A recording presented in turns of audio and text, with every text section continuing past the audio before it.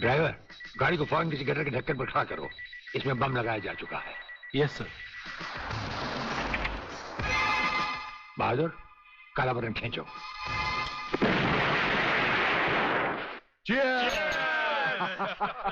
पियो, आज जी भर कर पी लो।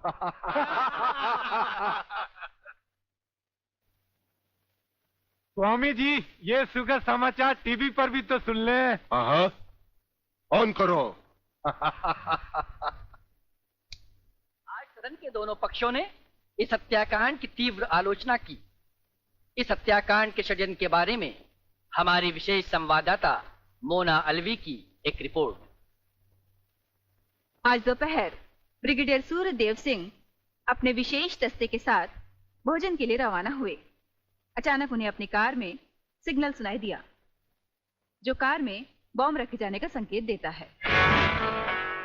सूर्यदेव सिंह ने अपनी गाड़ी एक गटर के ढक्कन पर रुकवाई और अपने विशेष दस्ते के ब्लैक कमांडो से ये काला बटन खींचने को कहा।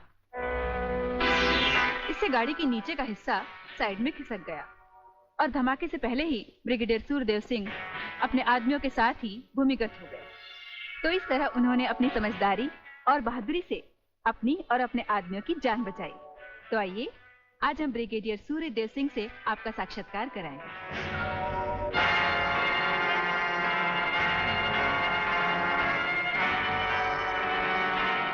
ब्रिगेडियर साहब, क्या आप हमें बताएंगे कि इस साजिश में किसका हाथ है? हाँ, हाथ होता तो कभी का काट चुके होते हम। ब्रिगेडियर साहब, आप हमारे दर्शकों को बताएंगे कि इन देशद्रोहियों ने आप पर हमला क्यों किया? जाहिर है कि हमें जीवन दान देने के लिए नहीं, हमारी जबान भी हमारी गोली की तरह दुश्मनों से सीधे बात करती है, टीवी पर नहीं।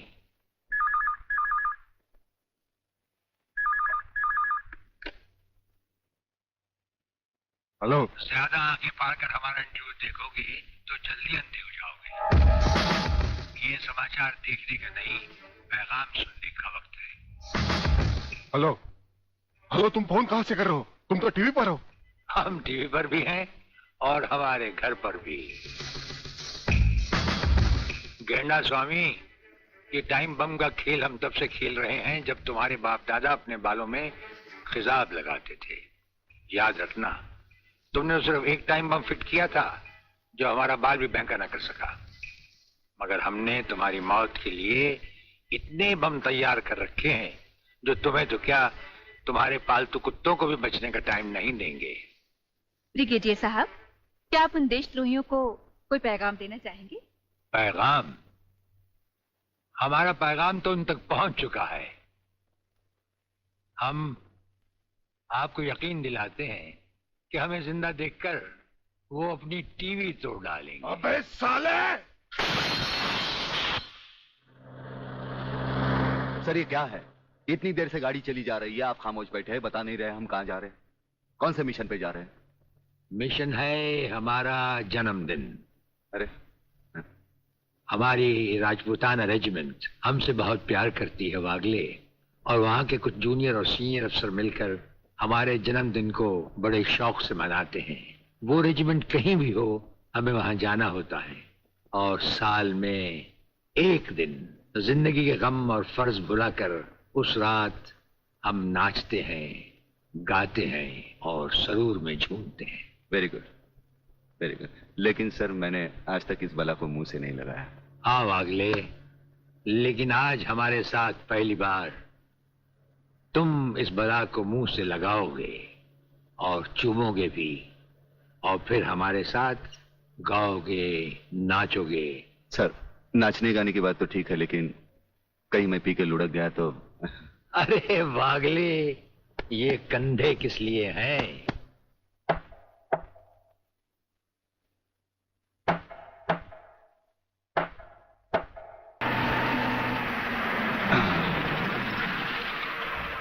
अरे, तू काय को उछल रही है? आ गया रे। अरे, जब किधर? दर्जी सीने को भूल गया क्या?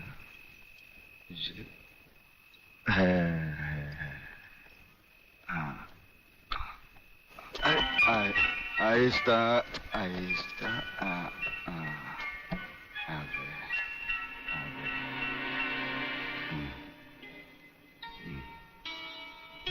अरे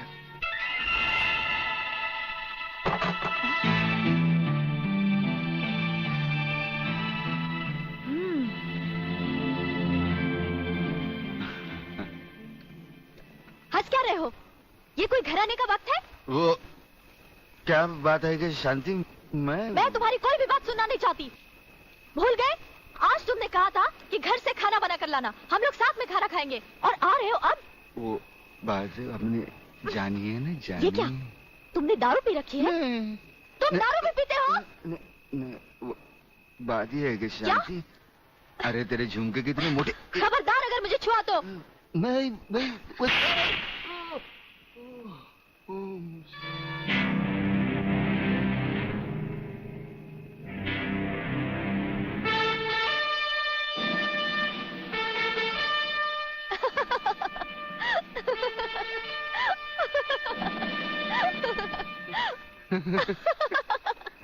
अरे ये तुम्हें क्या हो गया है? ऐसा नीला। अरे नीला ब्लाउज। ये क्या कर रहे हो? मैं हूँ शांति। शांति, शांति, तुम्हारे हाथ बहुत खूबसूरत है। इन्हें गलत जगह मत उठाओ, मैले हो जाएंगे। अच्छा, तो तुमने जागते हुए कोई ख्वाब देखा? कहीं ये तो नहीं देखा कि मैंने तुम्हें थप्पड़ मारा? तुम्हें कैसे मालूम? पहले ये बताओ, इतना सज धज कर इतनी रात गए, कहाँ से आ रहे हो? मैं कब से खाना लेकर तुम्हारा इंतजार कर रही हूँ। अरे तुम्हारे झुमके छोटे हो। ये क्या? तुमने शराब पी रखी है? शराब पीने वालों से मुझे सख्त नफरत है। खाना नहीं खाया हो तो खा लेना, मैं चलती हूँ। शांति, शांति, तू नहीं जानती। मुझे छोड़ दो। मैं कभी शराब नहीं पीता। वो ब्रिगेडियर साहब है ना, उन्होंने पहले मुझे कसम खिलाई, फिर शराब पिलाई। मैं कसम खाता हूँ, भगवान की कसम खाता हूँ, मैं तुम्हारे सर की कसम खाता हूँ। दोबारा नहीं, दोबारा। हेलो, इधर तू बचता है, उधर वो बचती है। हेलो, नमस्कार। हाँ बोलो खबरीलाल, क्या समाचार है? दोस्त आज रात के खास समाचार ये हैं कि प्रोफेसर रंगास्वामी का अपहरण को बंद नहीं किया है, और हमारे विशेष संवाददाता के अनुसार आपके ऊपर किसी भी समय दुश्मनों का जानलेवा हमला होने की संभावना।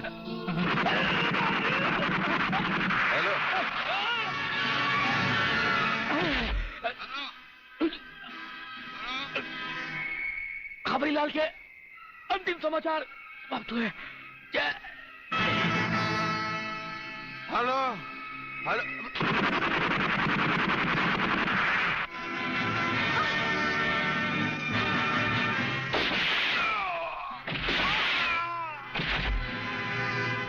आंडू पांडू समझा क्या? मराठा है भाई।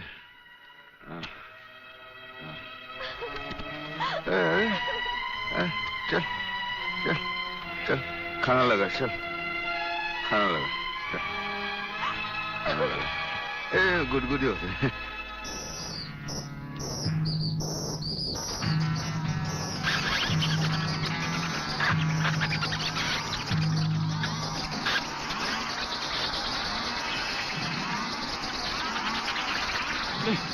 नहीं नहीं नहीं नहीं, ये क्या कर रहे हो? नहीं नहीं नहीं नहीं नहीं नहीं नहीं नहीं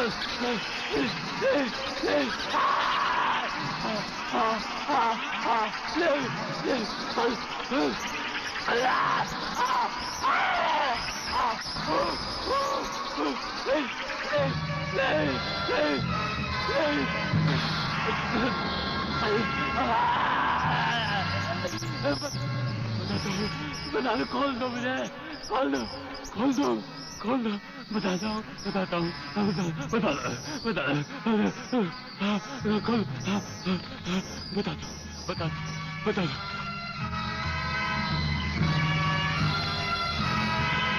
प्रोफेसर रंगास्वामी प्रलयनाथ के कब्जे में है। आखिर बबन ने मुंह खोल दिया। 1 मिनट सर।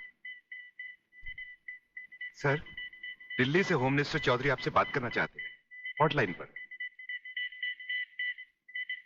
बात कीजिए सर। नमस्कार मंत्री साहब। नमस्कार। देखिए, कल एयर फ्रांस की फ्लाइट से प्रोफेसर खुराना फ्रांस से पहुंच रहे हैं।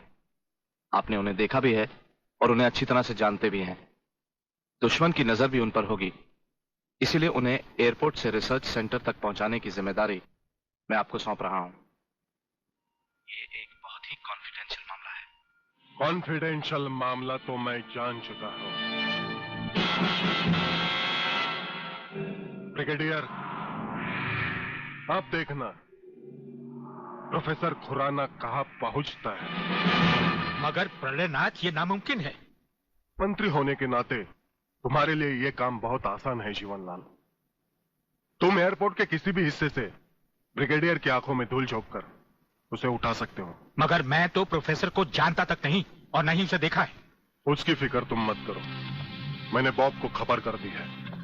हमारा विदेशी एजेंट फ्रांस से ही प्रोफेसर खुराना का पीछा साए की तरह करेगा और वही तुम्हें एयरपोर्ट पर प्रोफेसर खुराना को तुम्हारे हवाले करेगा। राधा, जब तक मैं तुम्हें दूसरे आदमी तक नहीं पहुंचा देता, यूं ही खामोशी से चलते रहना।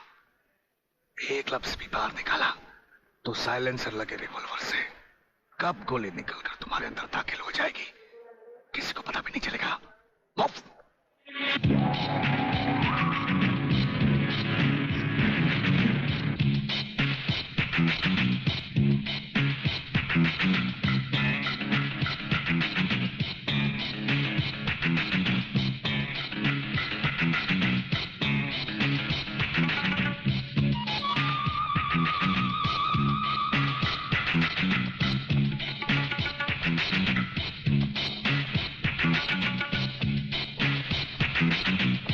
नमस्कार प्रोफेसर खुराना साहब, नमस्कार। मेरा नाम जीवनलाल टंडेल है। मैं इस राज्य का मंत्री हूं।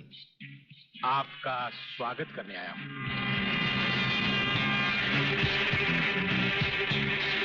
प्रोफेसर, तुम्हारे गले में जो मैंने हाथ डाला है उसमें बम लगा है जिसका रिमोट कंट्रोल मेरी जेब में है। जरा भी होशियारी दिखाई तो तुम्हारे चीथड़े उड़ जाएंगे, समझे? खामोशी से मेरे साथ चलो, चलो आइए।